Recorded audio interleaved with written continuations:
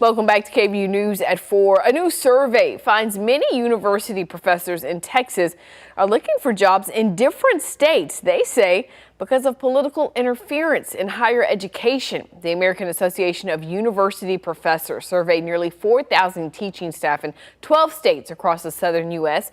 Leaders say the results highlight a widespread climate of fear in the profession. Joining us now to talk more about it is Matthew Boedy, a professor at the University of North Georgia and author of the study. Professor, thank you so much for your time. I'm happy to be here. Let's talk a little bit about who you all talked to and really what they told you overall. Yes, we surveyed professors, again, from those 12 states, from Virginia to Texas. Texas led with more than 1,000 respondents, and that's at schools all the way from University of Texas to small community colleges. The Texas AUP does a good job of spreading the survey around, and we got all types of professors, from tenured, long-time professors to early professors to full-time lecturers. So we got a wide variety of voices in Texas. And overall, you kind of heard this section of those Texas professors talk about the fact that they're thinking about getting out of the profession. They're applying for jobs in other states. Talk to us about some of that. Yeah, so Texas, the results from Texas showed that I think about 60% of those who were surveyed said they would not recommend the state to colleagues outside of the state. That's obviously a large majority of people. And about a quarter of professors who responded to the survey said they had applied for a job in the last 2 years outside of their state. And around that same amount of people said they were going to apply in the coming academic year.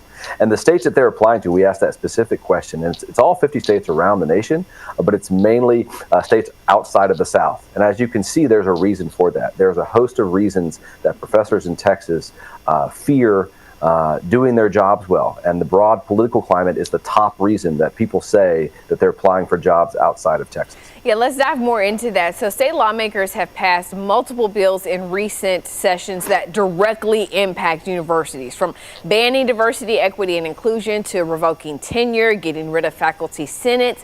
You know, those Texas professors, what are they telling you about these policies, not only in the short term, but sort of the longer term concerns they have about policies like this in higher education? Those policies directly affect retention and recruitment. So people that are here in Texas want to leave, and then we know of people who are applying for jobs in Texas who say they're hesitant to come here because of those laws, because of those policies that are being implemented. Also, I would suggest that there are other reasons outside of those laws and policies. The broad political climate in Texas includes things that don't necessarily have to do with higher education, but working conditions for professors, things like that.